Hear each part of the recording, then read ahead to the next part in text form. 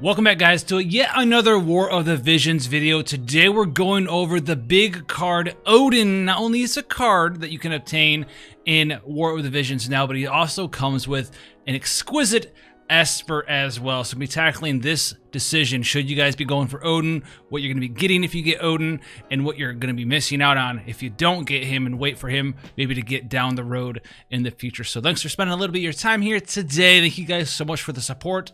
Those likes and comments are much appreciated. And then once again, guys, we cannot do it without our YouTube channel members and Patreon supporters. You guys make all of this possible. So we do have information on Odin. He is coming out, and he's coming out with the Greetings from Afar card, but we don't really care too much about the Greetings from Afar card.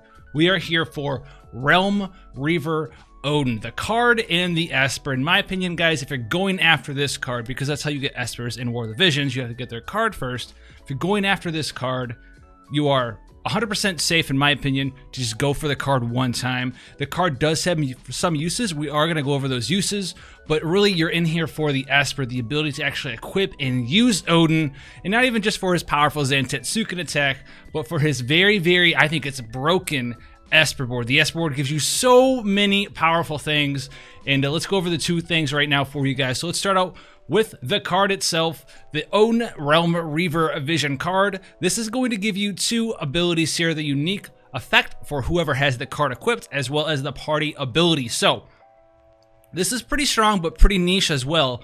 The card here at max level, 4-star, 99, so you have to get this fully unbound. You guys know how hard it is to get UR cards fully awakened. Plus 10 Man Eater, so you're going to be doing 10% bonus damage to human-type monsters or other targets, such as in PvP.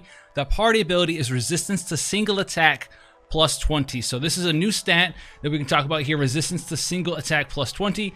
This is sort of any sort of attack that's going to hit one target, right? No AoE or anything of that nature, but a single target attack, you're going to have 20% resistance to that attack. So it's going to cut that damage down by 20%. So say you're to take 1,000 damage from an attack, you will now take instead 800 damage instead. So in that small little example, you can see exactly what that sort of thing does when comparing it to something else. Now, the card itself does have some uses, right? You can use it for increasing the damage that you can do with certain attacks, like the drains in the game. It's one of the better ways to make your drains do more damage, right? They're percentage-based HP. You can get in there, do bonus damage with the additional Man Eater in PvP. But for a lot of you players out there, when you're building your first team and stuff, you're going to be trying to focus on other things, right? You have Vow of Love, you have maybe an evasion card, this, that, and the other thing. There's a lot of powerful cards to really get out there. They're going to be useful in a lot of situations, and this is going to be the effect you're getting for getting multiple copies of Odin as a card, which isn't really what you're looking for. We're looking for the Esper, the big Esper. So what makes Odin as an Esper so good, guys? So there's a lot of stuff that Odin does as an Esper. So this is the Esper that you're going to be getting here. The evocation skill is actually fairly strong, right? Every Esper does have an evocation ability. No real use for them right now because we're not really doing hard, difficult content. But all the Espers in the game, they do have an ability to be summoned, and a lot of them will boost your stats or imperil the enemy, right? If you summon like Siren, she does water imperil, so enemies take more water damage.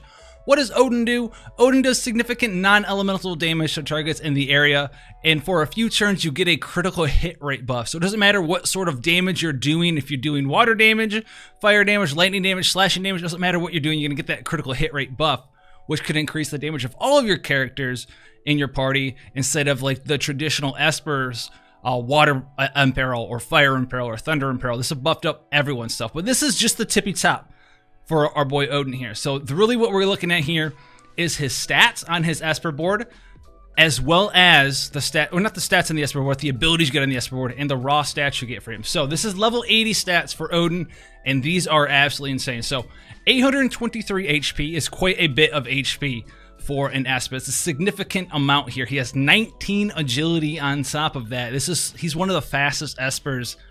He might even be the fastest Esper that we'll have access to when he comes out. Extremely strong, 80 attack, and those three things combined for an offensive bonus for an Esper on stats alone is absolutely insane. His stats are just through the roof. Not very high on magic, decent luck, decent dexterity, but the bulk on the HP, the 19 agility is incredibly quick, and the attack of 80 is also pretty darn significant. But That's not it. That's insane. You have to. That's insane stats, right? We're talking insane stats. But then we get into the training board, and this is where you get to make some cool decisions with yourself here. So he does have some cool boards. We can't see the board right now because he's not released yet, but he has the ability to make you have. Oh man, he's got it all. He's got accuracy +7 if you want that. He's got access to bird killer if you want that.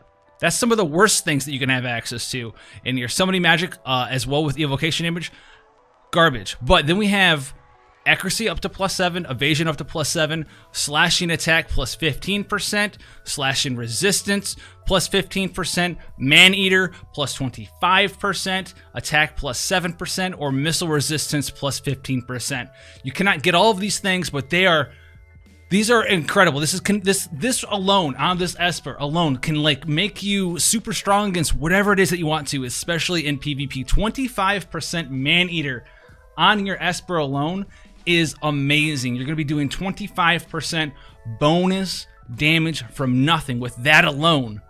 That alone is going to make you a monster in PvP. 25% bonus damage, considering you probably have 0% man-eater right now. That is magnificent. Then on top of that, you can pick and choose between the other stuff. If you want to be a little bit more bulky against missile damage, right? So we have against Frederica, against what's her face in the future? The water girl. No, not Miranda. Who is the wind gunner?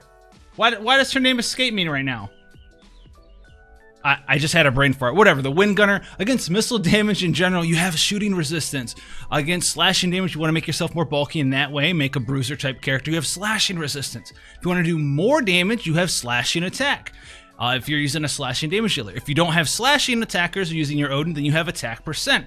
You can have 7 accuracy to help you counter the accuracy in evasion meta. You have evasion +7 to help you build him on an evasion team. There's so many things that you can do with this Esper. It is absolutely crazy out there. Now remember, you have, I think it's 467, 470, somewhere around there, amount of AP at level 80 max level of Odin. All right, with most of those Espers out there being around the same amount. I think he's the same. Most Espers max out there 2-star level 80, so you cannot pick everything. You cannot get +15% missile resistance and slashing resistance and slashing up and 25% man-eater.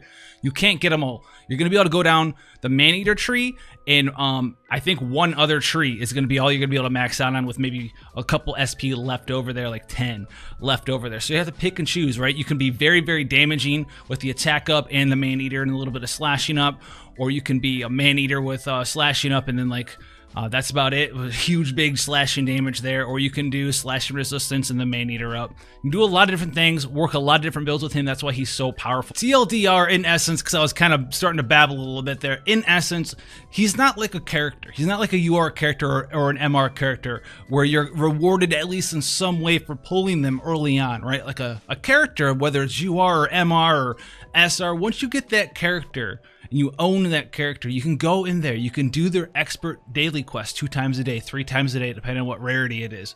Right, for a UR, you can get in there, you can get those 2 shards, you can start working on that character, getting their shards for free every day, so you can start limit breaking them.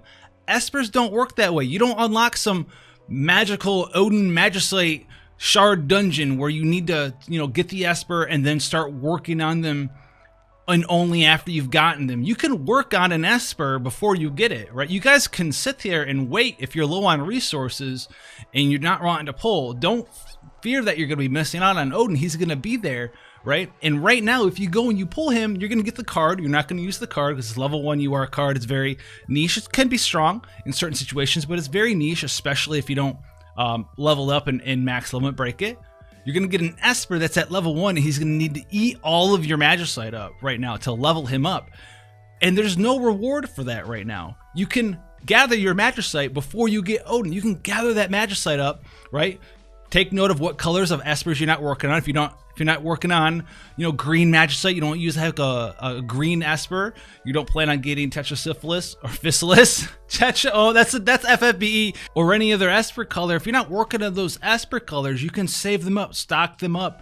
If you complete an Esper of a color that you're working on, right? Maybe you are working on a Free, maybe you are working on Shiva, and it's going to be a while before you max them out, but eventually you'll max them out and you'll have used all of the fires up, all the ices up, but then you're going to be starting to hoard those up, and you'll get Odin later on down the road, and you'll be able to just dump all of those ores into Odin anyway. You can't really fast track Espers right now, right? If you pull Odin right now, and this is another strike against getting them right away. If you have Odin and you're working on 2, 3, 4 other Espers, are you really going to be able to work on Odin who wants to eat all of your Esper Crisp, plus your Referate, plus your Shiva, plus your Cactar? You know, like, are you going to be able to work on those? You can't. You can only farm so much Magicite up right now, and he's a Magicite vacuum. So don't feel bad if you can't get him right now. Don't feel bad if you're low on resources and you feel like you're going to miss him out. Don't feel bad, all right? Just let him go. You'll get him later. You can work on you can theoretically work on your Odin right now before you get Odin. And it's one of the most time-gated things in the game is getting the Magicite to level your Odin. So that's my game plan on Odin. That's what I feel about this Esper here, guys. So thank you once again for joining us, spending a little bit of your time here today. Let me know down in the comment section below if you are going to be pulling on Odin, if you're going to be trying to get that Esper real quick as fast as possible. If you've been saving all your Magicite, let me know. Come and join us in the Discord for a bunch of multiplayer hosting. We're going to be farming up those armor books in Moss for sure. Follow us over on twitch.tv, hang out with the fam, and then thank you guys once again on Patreon as well as YouTube channel members. We can't do this stuff without you guys. You guys are worth a million videos. And I'll see you guys in the next one. Take care, guys.